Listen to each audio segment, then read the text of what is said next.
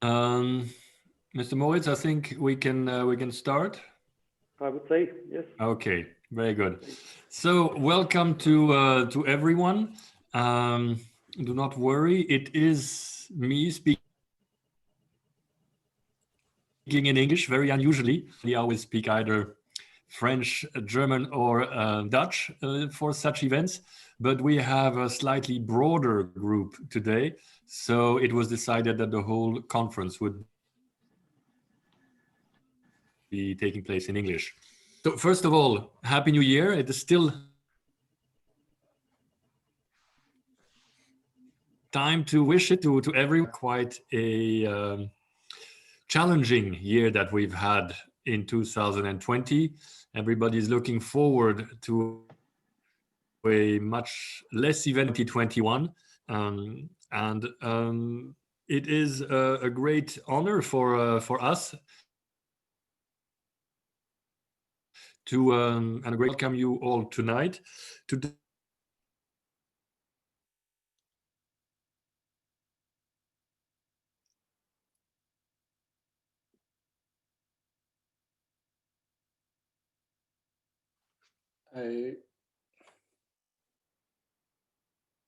We can't hear you, Count de la Leng. Are you there?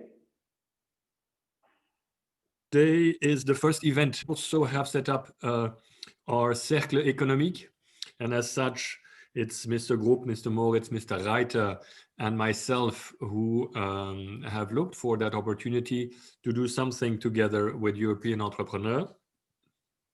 And today we will address one of the elements that we have already worked with in the past, and that is the cooperation between Europe and Africa.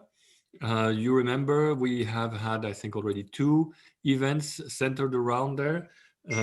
Historically, Germany has been very timid in its presence in Africa over the years. And we thought that the strong presence and the long experience of Belgium in Africa is something that could benefit German entrepreneurs.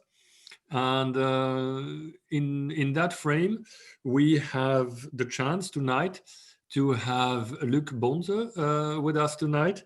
And he will talk about Ondernemers voor Ondernemers. It is a non-profit that is establishing links between Belgium entrepreneur, but more widely European entrepreneur, and NGOs in Africa. It gives the possibility for entrepreneurs here in Europe to also, let's say, put a helping hand over the Mediterranean down to Africa and help African entrepreneurs to establish themselves. Over the last year, we've discussed many times the whole problematic of migration. And we believe that one of the elements that will help with this problematic is actually developing economic opportunities in Africa. And therefore, this link between European entrepreneurs and African entrepreneurs is something that is very close to our heart. With that, I would like to give the word to Mr. Bonte so that he presents his initiative, and see then later in the question and answer if you have ideas where you could support and how we could further support this absolutely wonderful initiative. Voilà, you have the floor, Mr. Bonte. Thank you, Count de la Leng. Good evening, everybody. My name is Luc Bonte. I'm the chairman of, in Dutch you call it Ondernemers voor Ondernemers, but the translation is Entrepreneurs for Entrepreneurs. I have a history of working in the business. I spent a lot of my career in the European international steel business, but at the same time, I was chairman of Entrepreneurs for Entrepreneurs, which is a not-for-profit organization, and our mission is to invest in sustainable entrepreneurship in Africa. As you can see here, we believe that entrepreneurs are really key to a more sustainable and a socially fair world. And I must say the last years we focus more and more on Africa. Africa having a population growth of 2.5% per year, which is much faster than employment, and which is also heavily exposed to the effects of climate change. As a result, economic and environmental migration is rising, and we think that encouraging entrepreneurship will foster local employment and prosperity. And being a network of entrepreneurs in OVO, we don't just sit around, we want to take action, and what we do is we invest in sustainable entrepreneurship in Africa. So who or what is OVO? OVO is an independent organization, a very lean organization, and we believe that we have great impact with what we are doing. On the left-hand side, you can see that we are sponsored by more than 130 actors from the Belgian private sector. By actors, I mean companies, businesses. And these actors, they take a role as either a core member of our organization, and then they finance the operational activities, or they sponsor in kind or money. When I speak about companies, you have all kinds of companies. You have multinationals, we have Siemens, we have Umicore, we have ArcelorMittal, we have banking companies, BNP Paribas, we have KBC, and it goes down to just very small companies, but they are a network and they are a member of our organization. On the right-hand side, you can see we are a network of companies, but also a network of highly qualified and committed volunteers. More than 120 people support us by their expertise, by their work, and they dedicate themselves as a salesman, as screener, communication officers, and so on. In the center here, you can see, as I said, we are a lean organization. Actually, we have, it's not 2 FTEs anymore. Since January the 1st, we have 3 full-time equivalent people on the payroll. So we are working very lean because we want to avoid as much as possible overhead, so that all the money and all the investments that we do go as much as possible directly to the recipients. When we were started 20 years ago, we were mainly focusing on NGO projects. So we were in the beginning a network of companies and NGOs. And what do? We select projects managed by 7 officially recognized NGOs in Belgium that foster local entrepreneurship. So it's not merely charity, it's really helping to develop local entrepreneurship. And then we propose these projects to Belgian companies for support with gifts and our expertise. On average, we collect about 900,000 donations per year. And I think some of you know that in Belgium, every euro that is given to an NGO is then supported by the government by another 4 euros. These 900,000 euros, let's say 1 million euros, represent yearly about 4 to 5 million euro for the operation, for the development of local entrepreneurship through NGOs. In the center here you see we support the development goals, the sustainable development goals. And on the right-hand side, you will see one of our activities, which I will then focus on more during the presentation. What we do is we fund African medium and small scale enterprises with loans and capital by selecting projects that may have a great impact in the future. So we propose then these projects to business angels that want direct impact with entrepreneurs in Africa, either through loans or with capital investments or by sharing their expertise. So that's in a nutshell what we do. what is also is important is that we are not subsidized. So all the operating means that we have, they come from the support that we have from the Belgian private sector. Now I will focus more on, let's say, the right bottom side of this slide. Since we have been testing a new direct support of medium and small scale enterprises since about 3 years, and we are now ready to boost this new approach. I must say that from 2013 on, so 7 years ago, we tested the formula of business to business, and then assisting and giving loans or investments to companies all over the world. But now, since 3 years, we are focusing more and more on Africa.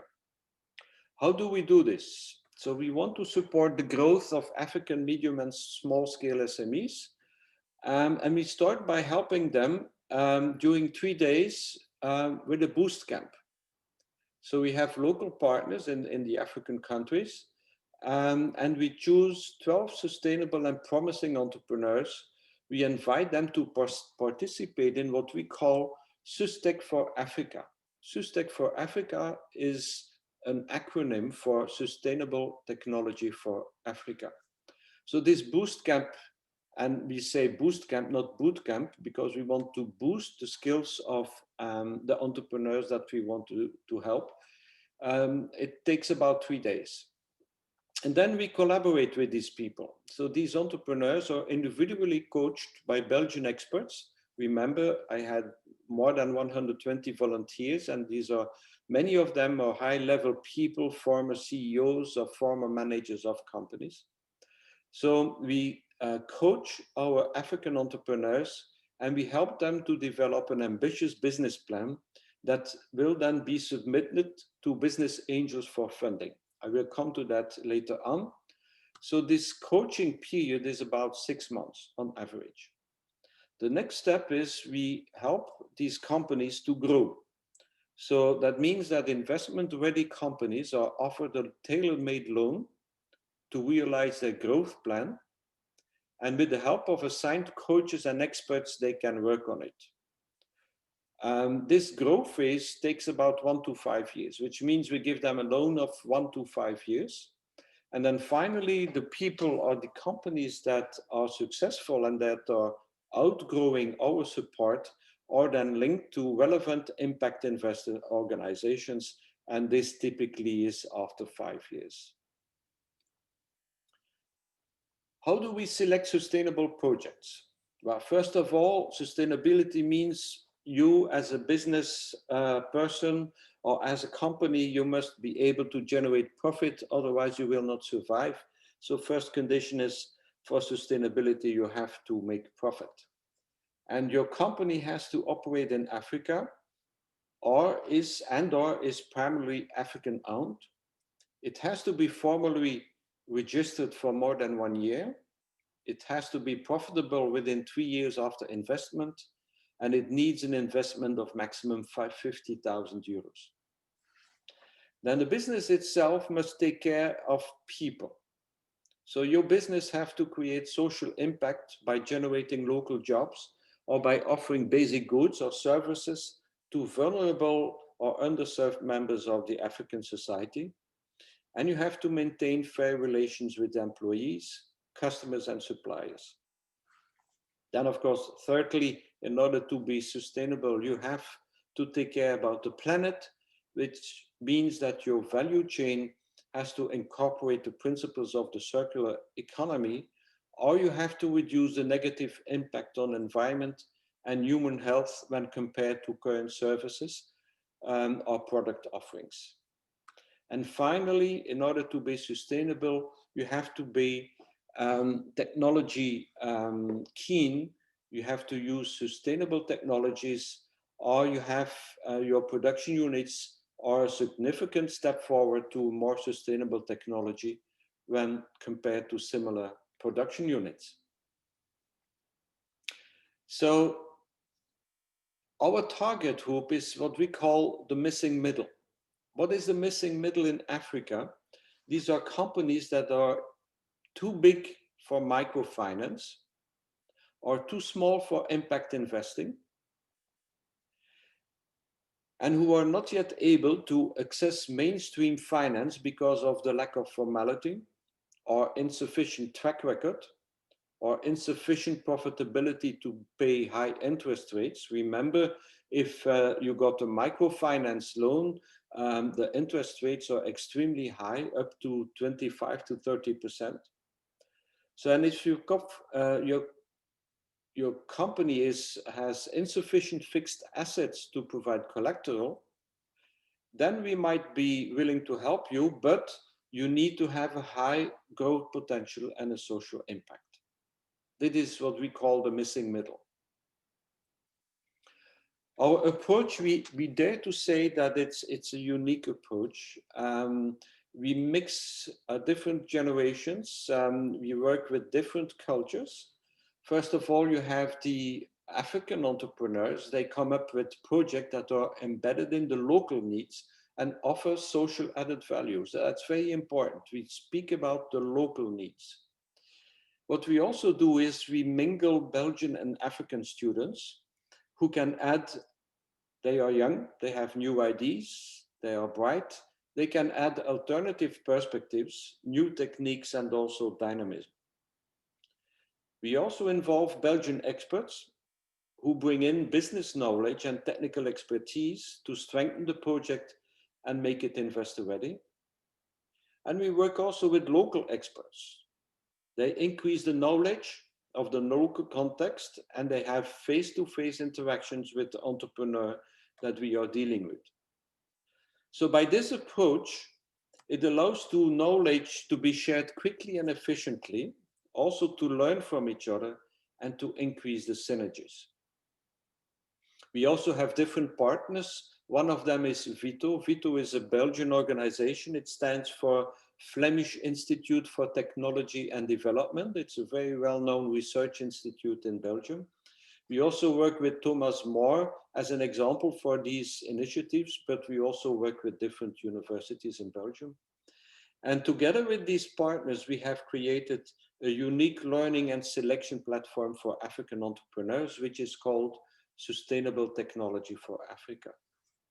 And as you can see, we started this initiative about 3 years ago. First of all, we kicked off in Belgium, the first SUSTEC for Africa diaspora. Diaspora is the community of African entrepreneurs in Belgium, of African people in Belgium who work in Belgium. You see some pictures of let's say, people involved in this. Then in November 2018, we moved to Uganda, where we launched the first SUSTEC for Africa in Uganda. About 1 year later, we kicked off in Rwanda with the first SUSTEC for Africa in Rwanda. I have these figures in mind. In Rwanda, when we invited entrepreneurs to present their project, we had more than 100 candidates. So it was a hell of a job to select the 12 that we would retain. In November 2019, we had the first call for projects in Senegal. The word Senegal is missing here, with selected partners.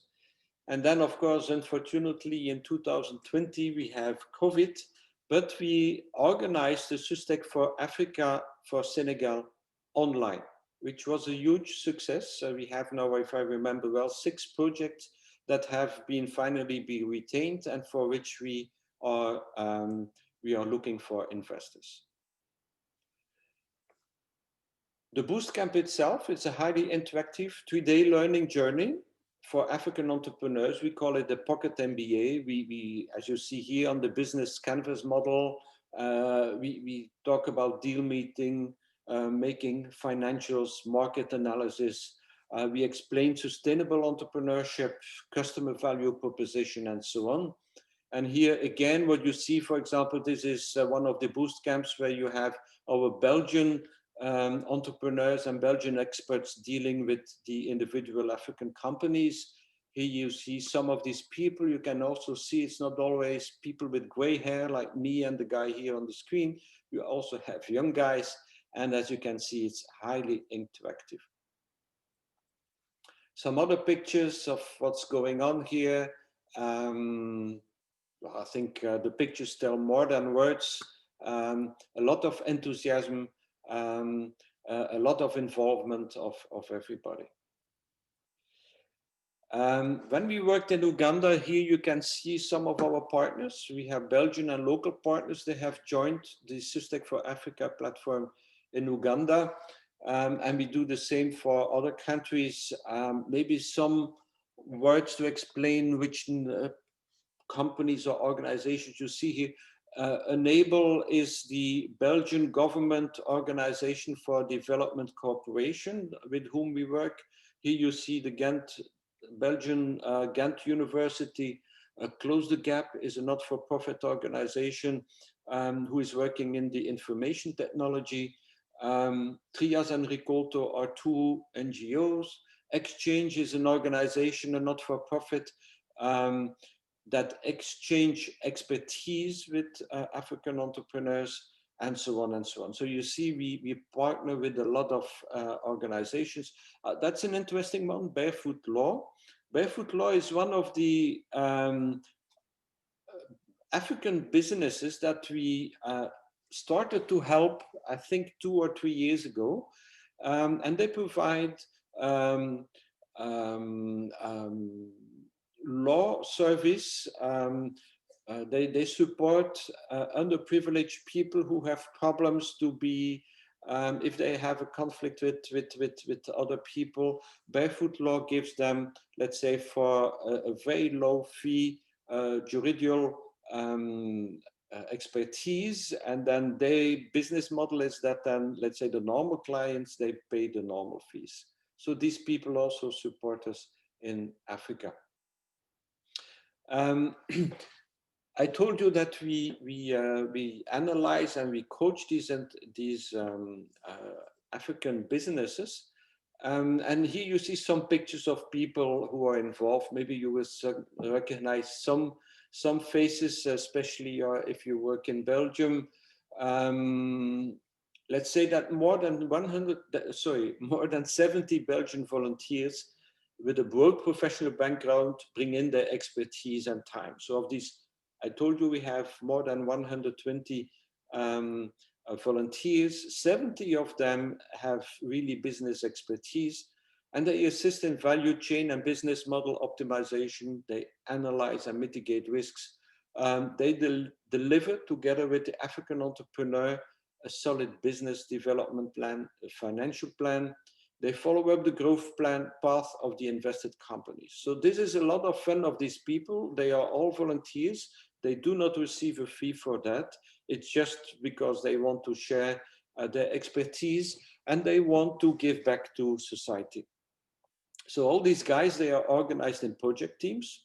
They interact directly with the African entrepreneurs, and then they present their progress and their final reports to their respective investment teams. So they are grouped in 3 teams, one in Leuven, one in Ghent, and one in Louvain-la-Neuve. Louvain-la-Neuve is for the Walloon part of the country, and they meet monthly. Now in times of Corona, these are video calls. I'm looking at the time. I think I have to speed up a little bit. Another tool that we use in this whole approach is the OVO Acceleration Fund. The OVO Acceleration Fund is a fund that we started together with the KBS. KBS is the King Baudouin Foundation. And so this Acceleration Fund participates in loans together with the money that we get from the private investors. The Acceleration Fund is sponsored with fiscal deductible gifts. So how does it work? Business angels and the Acceleration Fund, they provide a social loan of 7%. So this 7% is much lower than what people would have to pay if they have a microfinance loan, and they get mentoring support. Then finally, if these companies, they grow, they pay a fee of 1% per annum for the guidance, for the support that we give them. And then, of course, they have to pay back the principal, but also the interest of 7%. And the reimbursement of the principal and the interest payments go back into the fund for the part that is provided by the investment fund, or let's say the part provided by the business angels, it goes back to the business angels. And that's the way that this acceleration fund is intended to grow, because the money comes back, we get an interest, but also, of course, if some companies are non-performing, they have to be written off. We have partners to help the African entrepreneurs successfully implement the project. We have a group of students, it's called Academics for Development from Louvain-la-Neuve. We have also people from the Antwerp-Management-Schule, from Ghent University, and so on. Exchange, I explained that to you in a previous slide. EHSAL is also an interesting organization. They are a non-profit organization, and they aim to make renewable energy, water, and sustainable technology accessible to everyone. So they implement technical projects, really the implementation, the design, installation of photovoltaic solar panels, and so on. And the projects are carried out by students and volunteers who first prepare that very in detail in Belgium, and then they spend several weeks or months on the project site. Now, a quick summary. We started 3 years ago. So we had 184 coaches that participated in one of the 6 boot camps that we have organized since then. 64 African medium and small scale enterprises have participated in one of the boost camps. 16 boost camp participants have been declared after analysis investment ready. 13 of these 16 participants have finally got an investment or a loan. And now we are looking to their success rate. Let's say, since we give typically loans of 1 to 5 years, the number of boost camp participants that fully reimburse their loan has not finished yet, but I will give you some success rates of the years that have already gone by. Some projects funded by our acceleration fund together with the social business angels for a total amount of 168,500 euros. One of them is Imani Academy. I will not go through all of them, but I believe that you will get the presentation afterwards, so you can look into the details. Imani Academy offers high quality education to pupils from disadvantaged communities. And the program is a pay-to-learn program, so the parents can get all the flexibility they need to pay the tuition fees. Approximately 10% of these people receive education free of charge. So we gave these people a 25,000 euro loan for a period of 3 years at 7%. Yes, this is also an interesting one, but it's on hold now due to COVID. But Tukole Limited set up an intermediate platform to connect reliable and certified blue-collar professionals to jobs, matching the requests of young urban corporate households, and so on. Akaboxi is also an interesting organization. We gave them a loan of 21,000 euros for 5 years at 7%. And they offer through savings groups a digital solution for financial inclusion of the local farming communities. And it also supports these associations in the area of management. So you see, these are all for-profit organizations, but they serve a social objective and they bring positive effects to their communities, and so on and so on. And moving to the next slide. So just in a nutshell, our support is a long-term support. It's not the short-term. We focus on sustainability and impact. We provide access to finance and business growth support through the coaching. We are aiming at the missing middle. It is by and for entrepreneurial talents. We work together and we learn from each other. So it's not a one-way initiative. Of course, the approach is purely focused on sustainable entrepreneurship, and of course, motivation is key. this is also the way that we keep our volunteers, because it's so much fun for them to do this type of work that we have practically no turnover. And as I told you, we were active in Belgium for now almost 20 years. But we are very happy that the European Commission has awarded us the European Business Award for the Environment in the section Developing Country Cooperation Award.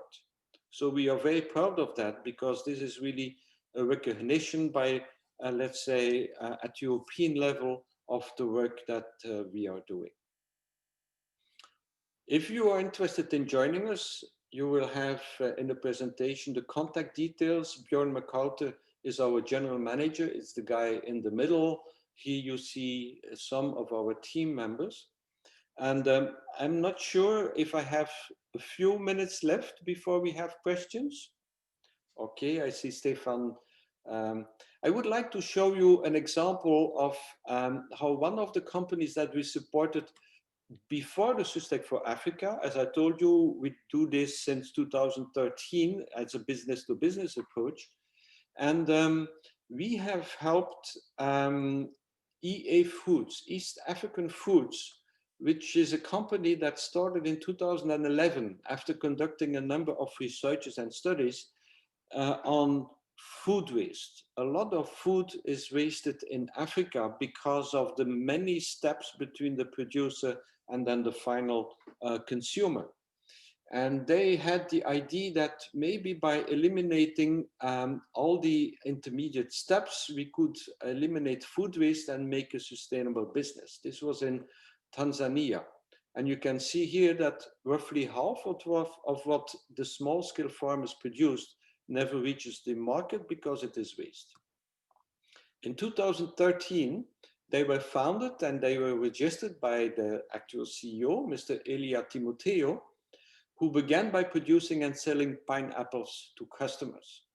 And then soon he expanded to producing other crops like tomatoes and so on and so on.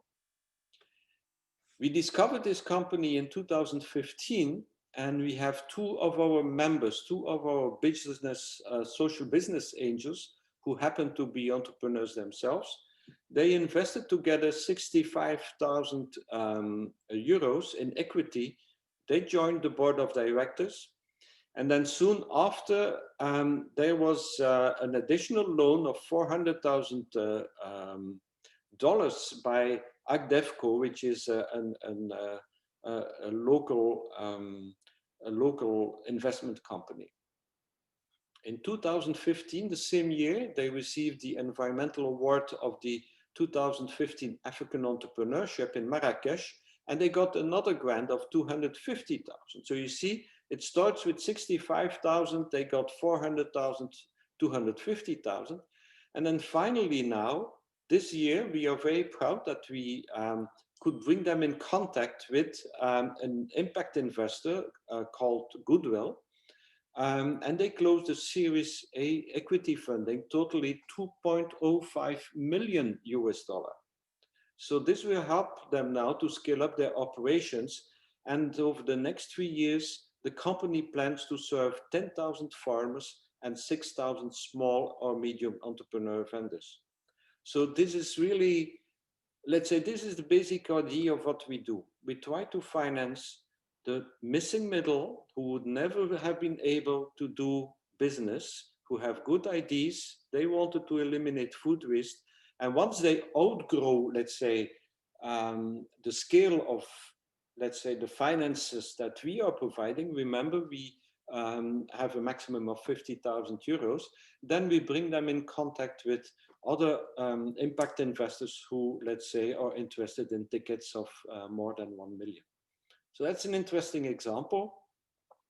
I also would like to show you some key figures. In total, I'm not speaking about the NGOs, which I discussed in the beginning. We collect about 900,000 euros per year, which is over 20 years, a whole lot of money. Since we started with the business-to-business direct investment and loans, we invested already more than 1 million euros with an average let's say, amount invested for each onto a business of about 30,000 euros. Here you see the growth of investment. This peak here is caused by the fact that we started a crowdfunding campaign in Belgium, which was very successful, but you cannot do that every year. Interesting to see here is the performance. Of course, 2020 has impacted business also in Africa, but we gave these companies a grace period. So let's say for the year 2020, they got a grace period. And this means that 22.1 of these guys have an overdue loan repayment. Before COVID, in 2019, this figure was something like 1.5%. Of all the companies that we have already helped since 2013, this not only since we started Seit for Africa, the default rate is very low. It's only 5.3%, which explains, let's say, this proves that the business analysis that we do has been done very careful. Remember, the first, in order to be sustainable, the first thing that you have to realize is to realize a profit. We have about more than 30 investees, more than 60 investors, more than 70 coaches on average. And here you see the sectors that we have been investing in. Of course, agriculture being the main bulk, since Africa is still, let's say, a country focused on agriculture, but energy is coming up, services. I give you some examples in my presentation. Recycling is also an interesting one that would take a lot of time to explain about that. So this is my presentation, and I am now ready to answer your questions. Yeah, thank you very much, Mr. Bonte. Would you please stop maybe the screen sharing in order that we can get a larger panorama? Thank you. Yeah, first of all, very interesting what you are presenting to us. I, as a managing director of European Entrepreneurs and very recent new treasurer of the Royal Belgian Society, I'm very proud that you became our member in European Entrepreneurs and that we can share your experience also with our members, SMEs in Europe, because I think it might be also a good example for us to learn how entrepreneurship can be supported directly. I mean, you do it concretely and very importantly in Africa in order to support their entrepreneurship and economic growth. But you know, in the future, and there's rising concern about entrepreneurship in Europe also. So I see that the non-performing loans, the 5% in default, is very low by the way, even compared to European standards. And that depends, of course, not only from the analysis of the project, I guess, but also from the direct coaching. And here comes in your personal experience also. I mean, there are more than 70 people that are doing volunteering for Unternehmers for Ondernemers, but I guess your colleagues, Mr. Thierry de Flandre today is with us, and you yourself, also you could present shortly also your personal experience before you came doing this job, taking over this responsibility, coaching so many companies in Africa. Mm-hmm. So you're asking what was my business experience? Yeah. Yes, well, as you can see on my gray hair, I have a couple of years behind me.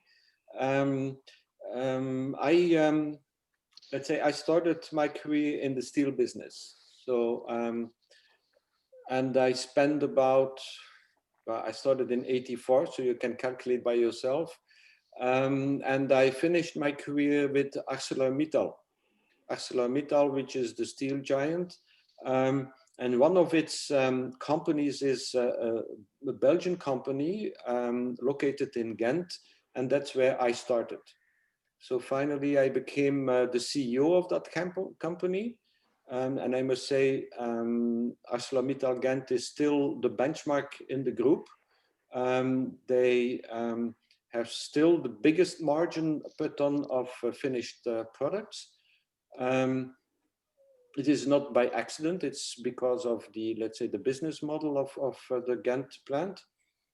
And then I moved from Ghent as CEO, I became president of ArcelorMittal South Africa. I knew already Africa, but then let's say I spent about 2 years in South Africa to lead the South African operations. We had five production units, 2 harbors in Saldanha and in Durban. And then from there, let me think, I moved to the corporate headquarters of ArcelorMittal in Luxembourg, where I was in charge of operational excellence, which means yes, analyzing the businesses, analyzing the projects that ArcelorMittal is setting up in the world, assisting also, giving training in world-class manufacturing, CapEx analysis, developing the CapEx models, and so. Yeah. Yes, I have some years of business experience. I would say really a profound experience, and that is really great that you share this now with the new entrepreneurs, which might be the future also for the African continent. Mr. De Flandre, Thierry, do you want to add something to the presentation of your president? Well, our president did a great presentation.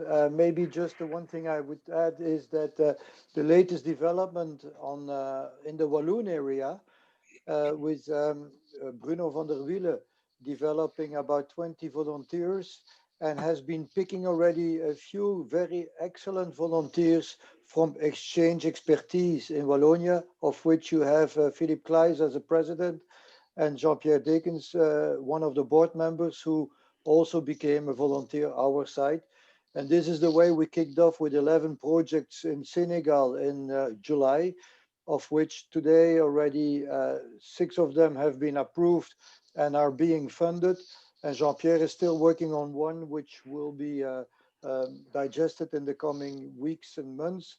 So we are also developing this Walloon area very much, and we are still in request of more volunteers, more business angels in Wallonia.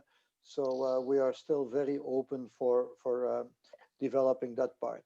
Personally, I'm an automotive guy.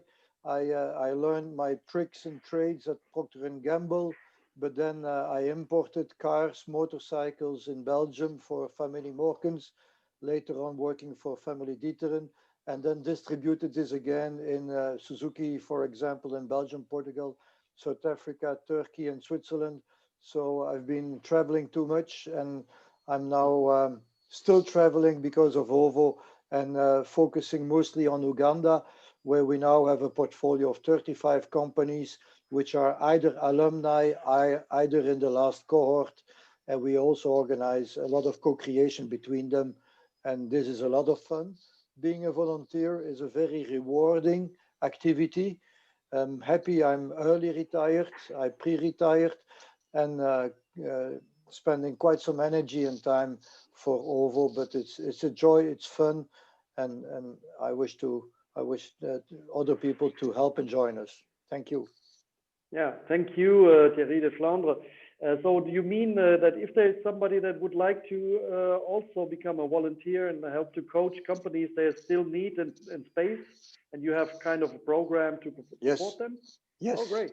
Yeah, that's very interesting to know.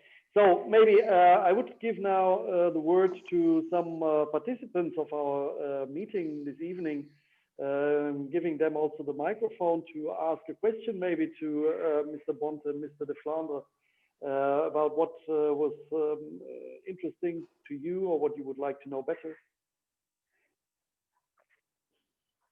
Who wants to say a word? You can raise your hand with a button in the, or you can raise your question here. Mr. Johan Lambers in the chat, he asks us, apart from the 1 for 5 subsidies, what is the relationship with the Ministry of Development?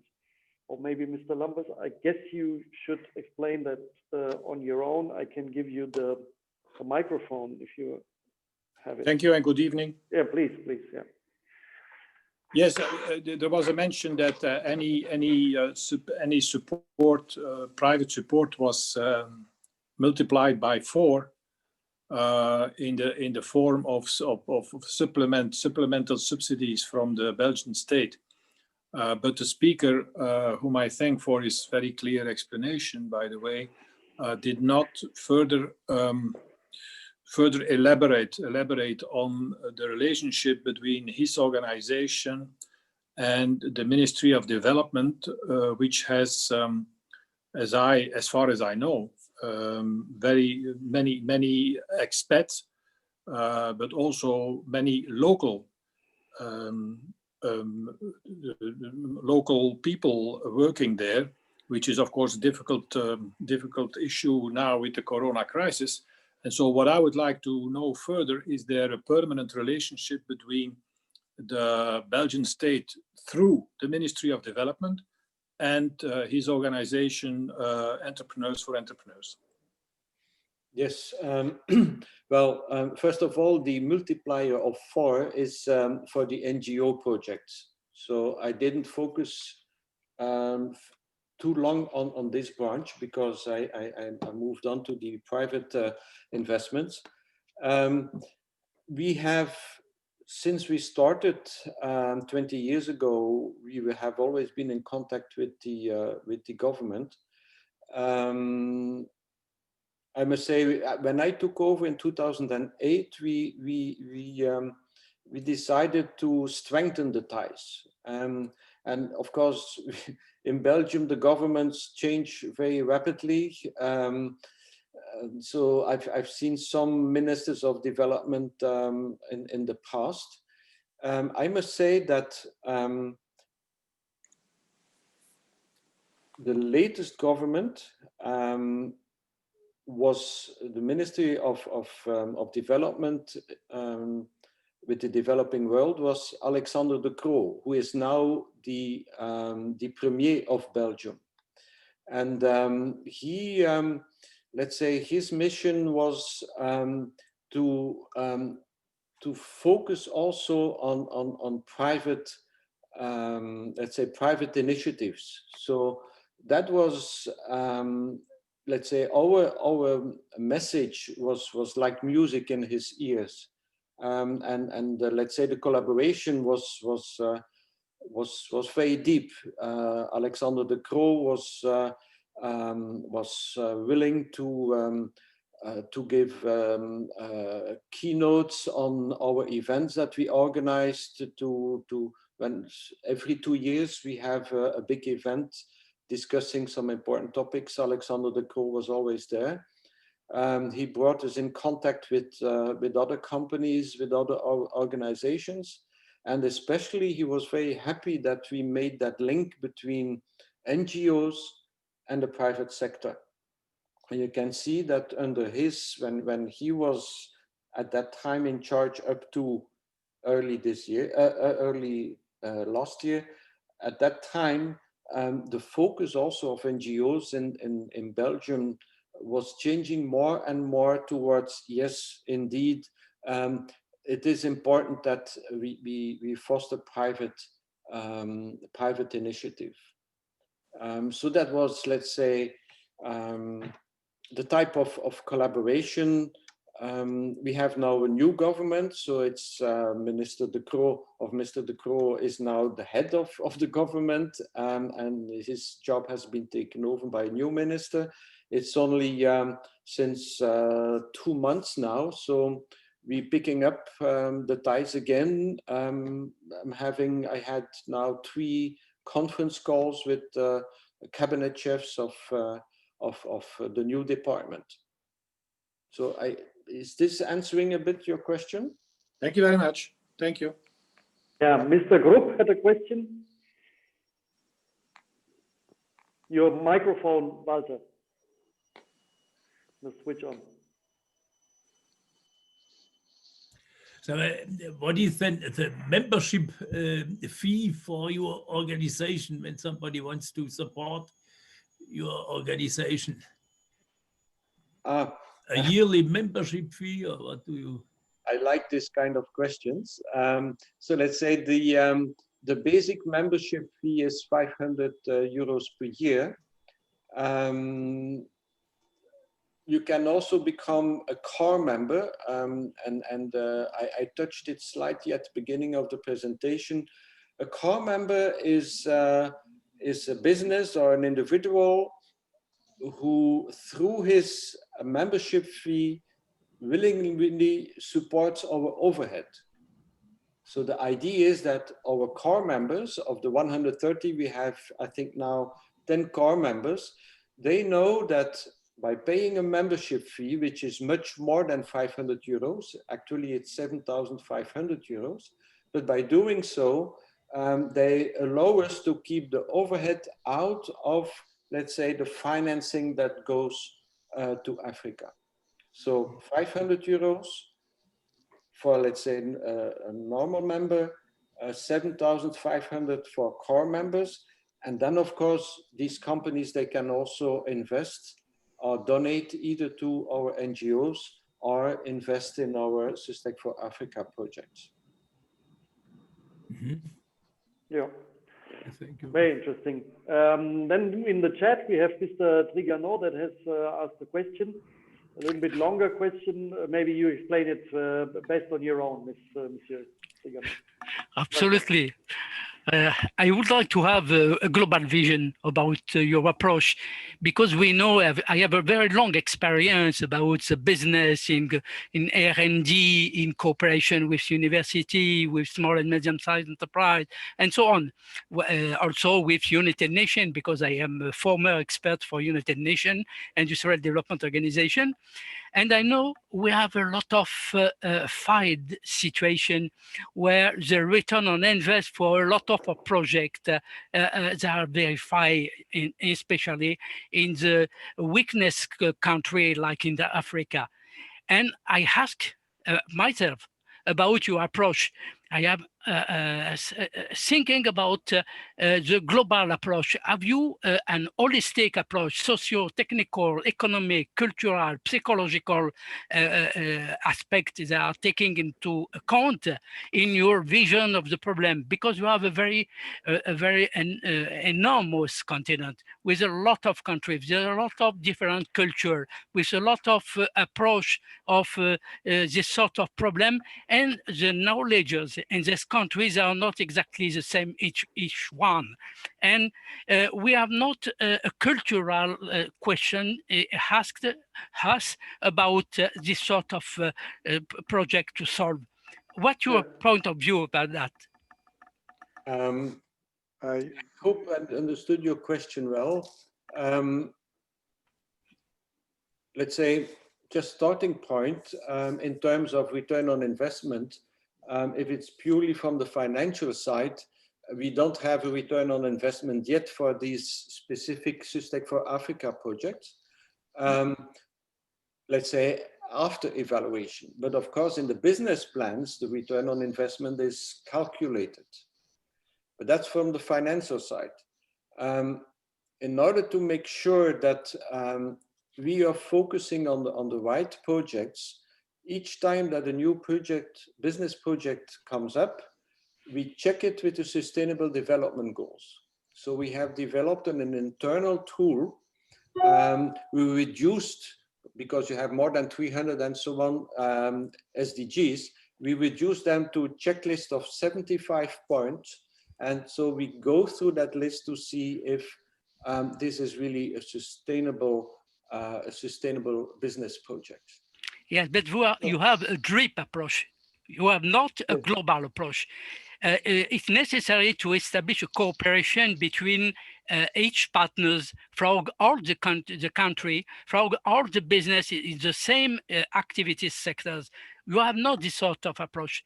You treat each project by project, enterprise by enterprise, business by business.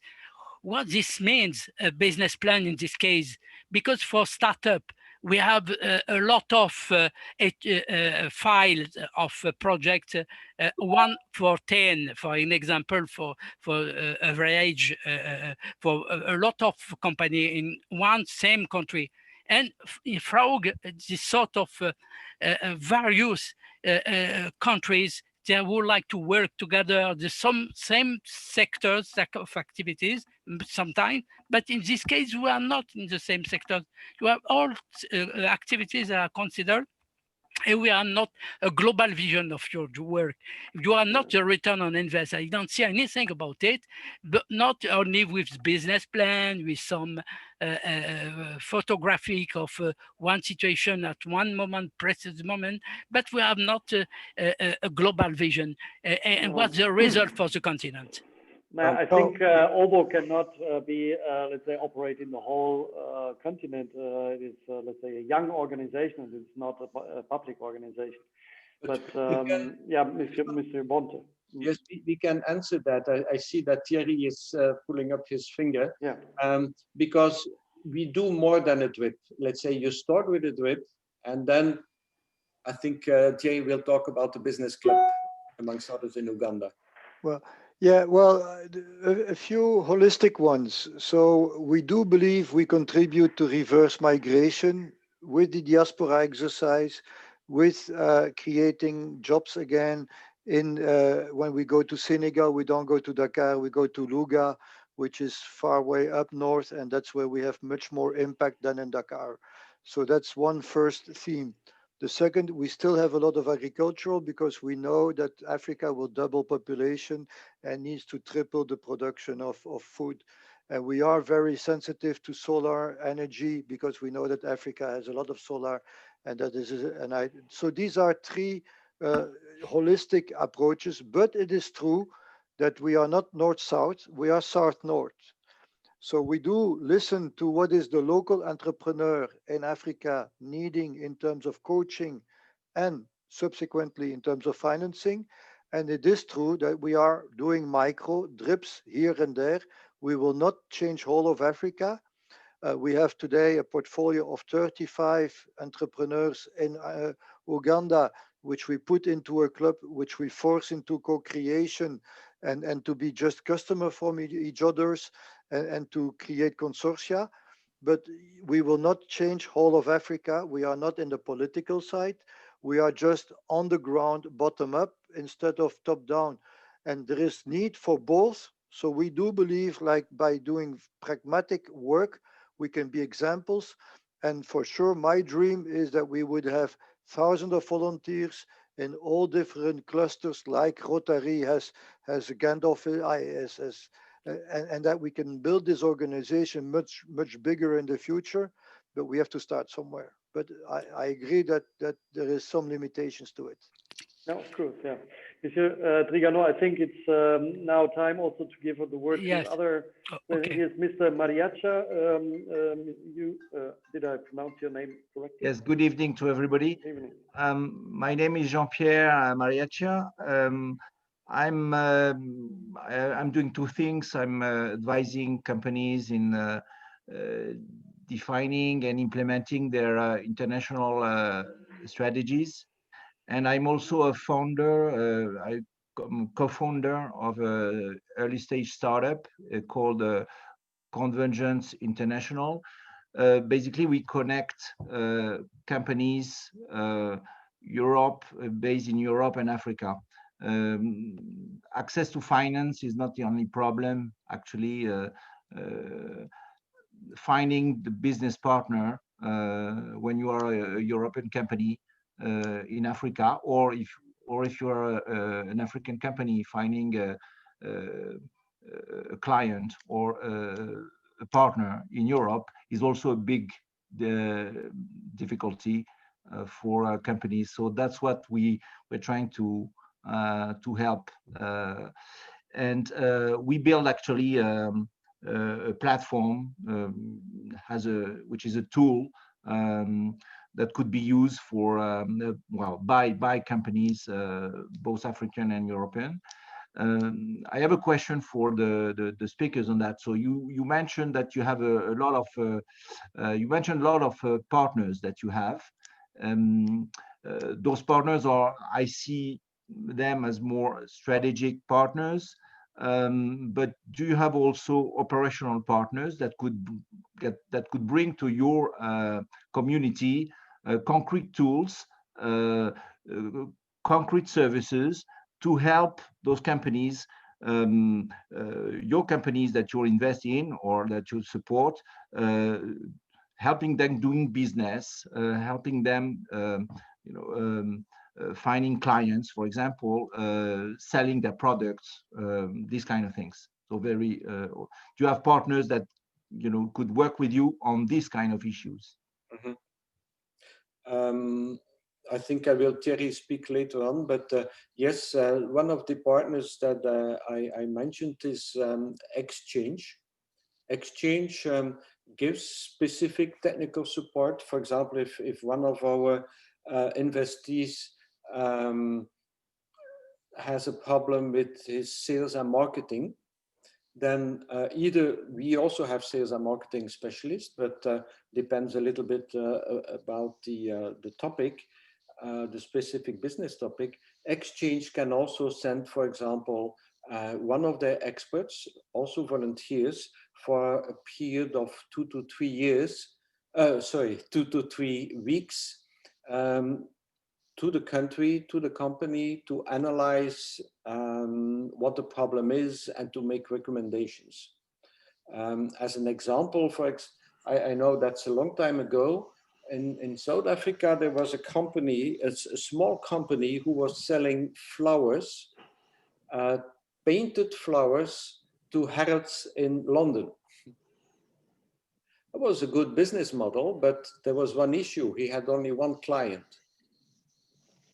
So he asked advice on what should he do to make his business more sustainable and less dependent about one client. And then with Exchange, there was an expert sent over who made the whole analysis, who made a report, and then helped them to set up, let's say, a new expansion plan. That's one of the examples.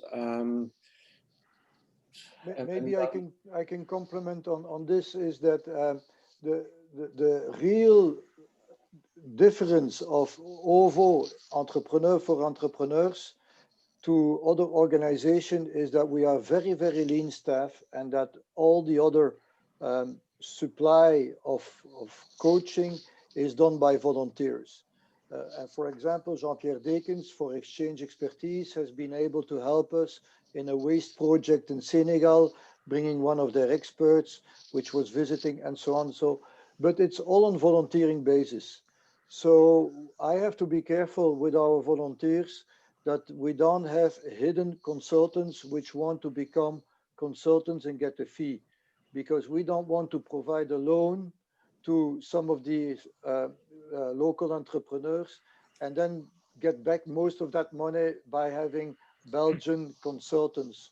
So when they have a need for consultants, the first thing we look at is, can they source it locally? And so we have local finance support now. We have local legal support in Uganda. We have a business coach, a local business coach in Senegal, which names is Daha, and he is we pay him even half time to support all of these projects. So we are looking for south-south at that time, and not that much north-south. But Jean-Pierre, open to have a one-to-one discussion and to see how you can strengthen some of our approaches and where we can still keep our principle of volunteering and not being paid for what we do, and not making a distinction, this one should be paid and this one should not be paid, but still see how you can contribute to us and in the growth. I mean, welcome. Thank you. I'm sure we can collaborate. Okay. Thank you, Monsieur Mariacha. Also, our president of the Royal Belgo-German Society, Count de la Lang, has a question regarding the crowdfunding. Can you explain it better, maybe? You mentioned in your presentation that at one point you did a crowdfunding to raise capital. Was that for a specific project, or was that for your fund so that you could, with more fund, and do more investments? That was for a specific project. It's a very nice project. It was about the setup of a transportation company in Benin, in Africa, because public transport is, first of all, not reliable. Secondly, it's dangerous. There it was a Belgian entrepreneur who has set up a business in Benin some years before, and that was called African Drive. So they set up a kind of public-private transportation system with buses. And at a given moment, there was a kapitaalsuitbreiding. Capital increase? Capital to buy new buses. Because that businessman was one of our members, we said, we are going to help you to raise the capital. So we developed a file and we made it public. So the interesting thing is that we were only looking for 100,000 euros. And the tickets, maximum ticket that an individual could bring in was 1,000 euros. The final result, remember, a social project with a risk in an African country on a crowdfunding platform in Belgium. It was the Bolero crowdfunding platform. We raised 150,000 euros, so 50% above the target. And the average ticket was about 700 euros. So it means that a lot of people were really charmed by this initiative, and they saw that this is something I want to support. And in that case, because in the case you're investing, then the money, when the money comes back, if it comes back to your fund. In this case, the money would then go back to the crowd funders. Yes. Okay, so that's two different. Well, let's say we have now a mixed approach, because the acceleration fund can only fund maximum 50% of the required money. So the other 50% must always come from private investors. When the money goes back, the 50% given of loaned as a loan by the acceleration fund goes to the acceleration fund with interest. The other 50% that was raised by the private investors, it can be one individual or it can be a group of individuals, the money and the interest goes back to them. Okay. Yeah, so thank you. Mixing private and then, let's say, something like the acceleration fund. Okay, thank you. I see that Mr. Dakin said, Mr. De Flandre, you want to add something? Well, the principle would be that we do entrepreneurs for entrepreneurs, that once that we have a local project in Africa, in the focus countries that we chose, Uganda, Rwanda, Senegal, to be extended with Benin, Tanzania, and Kenya, that we would be funding them 100% with business angels from Belgium.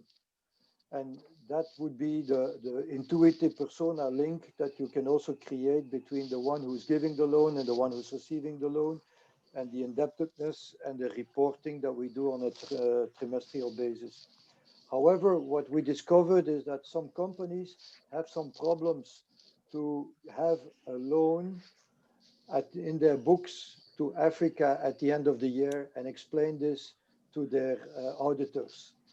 And this is why, or this is how we created Acceleration Fund with the Baldwin Foundation, that those companies who would like to support a project but have a problem by structuring a loan which is in the books for 3 to 5 years, they can do the gift into the Acceleration Fund, which that becomes a revolving fund.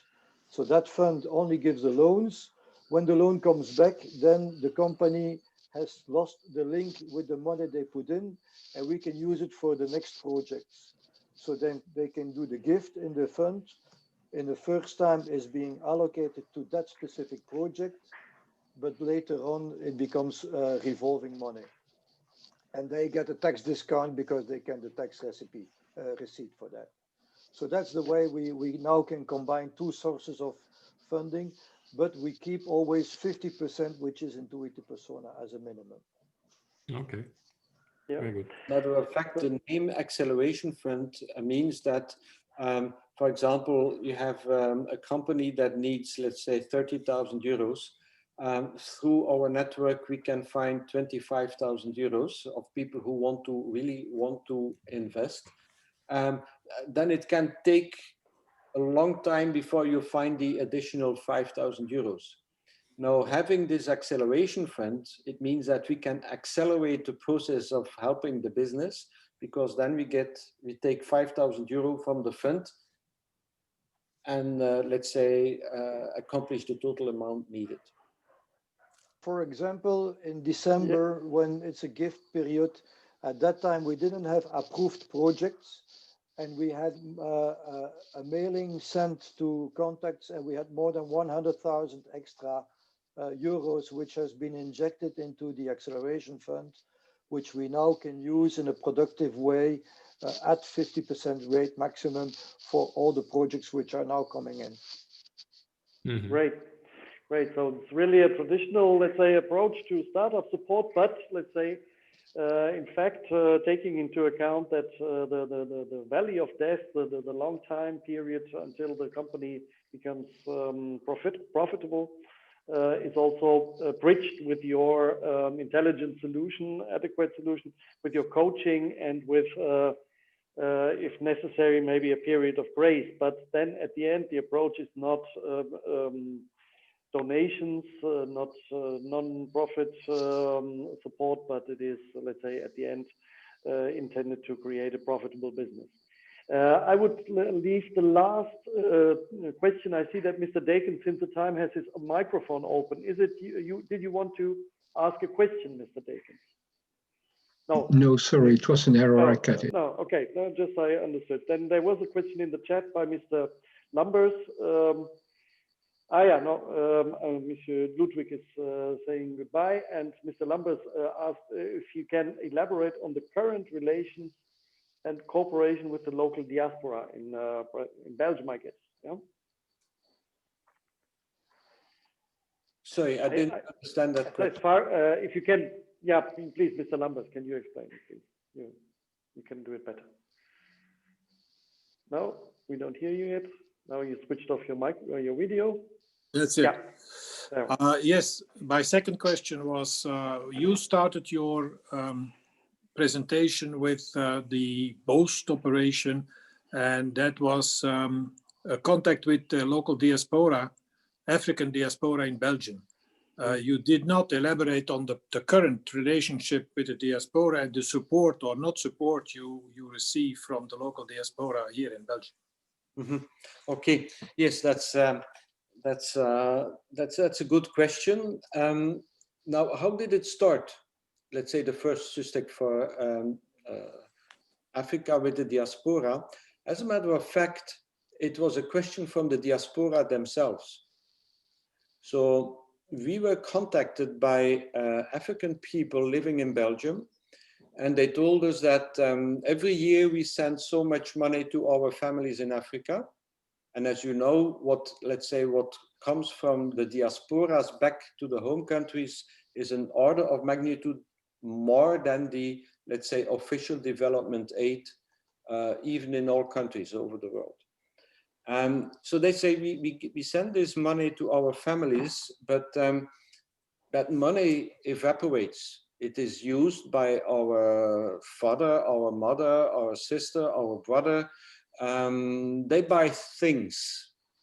We would like to have more value for what we send. So they asked us, could you help us maybe to develop some of our business ideas that we have in our home country? We want to invest, but can you help us? So, and we were thinking, because that's our approach. We also listen to what's happening in society. We were thinking, that's an interesting question. Let's start a call for projects. That's how everything started. Let's start a call for projects. So the diaspora, they said, can you help us? They say, yes, give us your ideas. And I think that was in April 2017 or something, or 18. In 2 weeks' time, we had 24 projects. So that was very good. And then we made a short list of 10 projects. And we gave these people at that time a training of 1 week. Let's say at that time that was specifically to give a pitch. How do you present your business idea in a clear way, and how do you demonstrate that it is sustainable? And finally, we found, let's say, after that, then we held a contest, and there were 3 winners. And for these 3 winners, we have in the meantime, we have financed them. At this time now, we are running a call for projects. I don't know how many have reacted yet, but I think it's running now for 2 weeks. So we started in Belgium a new call for projects to the diaspora, bring us new ideas, and we will do the same as we did 2 years ago. Does that answer your question? Thank you. Thank you. Yes, very well. Yeah, I think also Mr. Bonte explained before in his presentation that some of the volunteers are people from the diaspora or second, third generation migrants that came to live in Belgium, became Belgians. In fact, let's say that is there is a cross relationship that is very, very good. I would say for being support to entrepreneurship in Africa and sustainable business development, that is a totally new approach. Let's say it is a pilot that we were looking for as a European Confederation of SMEs, also to support the companies in Africa with which we would like to do business. So it is not that we want to sell them our knowledge, our consultancy, but we would like to, of course, go on their markets. And we have met OVO just some months ago, thanks to them, because they contacted us, but maybe because they learned by chance something about our activity in the field of supporting the cooperation between European and African SMEs. Maybe some of you are here because you have been invited through our AfricanEuropean.com platform. Maybe I'm allowed to shortly share, let's say, my screen here and show this platform, which is again, let's say, the domain is African-European-Entrepreneurs.com, and it allows you to meet here several companies. For the moment, we have 845 companies registered, which come for, let's say, 55% from Africa and 45% from Europe, more or less. And you can find here not only the single persons, but also the companies for which they work, and for example, also the products that they offer, what they are interested in which industry they work, their websites. And if you go on the marketplace, also you can find more in details presentation of the activity of the single companies. I think this is a good tool to support here the cooperation, and OVO can help, of course, also European companies to find a partner in Africa, a partner to roll out a product, a service, a production, to find a sales and distribution network, to find experts in different fields. And as far as I understood also from Mr. Bonte and Mr. de Flandres' explanations, they also learn more and more about how things work in these countries, in Uganda, in Benin, in Senegal, and Rwanda. And of course, that is a resource for us here in Europe, because there is still a limit between the communication between non-governmental organizations which support development and the business world, let's say. And this limits, this walls, this should be overcome. We have to start to discuss and get in contact each other, because we don't want different things. We basically we want the same. We want that, of course, we have also clients that can pay, so we don't want the people to die from hunger and starve from bad economic situation. As far as my part concerns, I would go for closing, but I would leave, of course, to Mr. Bonte and Mr. Comte d'Alain a last word before we close. Mr. Bonte. I would like to thank you for the opportunity you gave us to talk about our presentation, our operations. We are a network of, let's say, business people, managers, but also NGOs and what we call entrepreneurial people. So many of our members, let's say, want to do something, want to give back to society, and that's also kind of entrepreneurship. And we try to listen to whatever happens in society. That's why we are so interested in collaboration with you as an organization, because we are sure that we will be able to get to find new ideas. And by listening to everybody, I think that you can develop new ideas, you can develop creativity and work for a better world. So thank you for your support. I forgot, some of the companies that have been supported by OVO will also be presented on 9th of February in another online event that we are organizing currently. It is announced on the same platform for which Thierry de Flandre, thank you very much, has put also the link into the chat. Thank you. Comte d'Alain, please.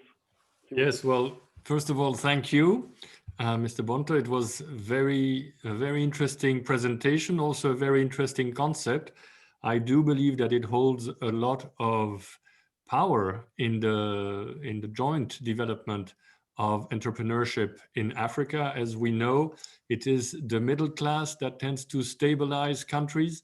And so by promoting the growth of the middle class and increasing the economic exchange between Europe and Africa, I think you do have and you do bring stability in the region, which is, of course, something that everybody is looking towards. You set quite an example, 130 actors in Belgium, 120 volunteers.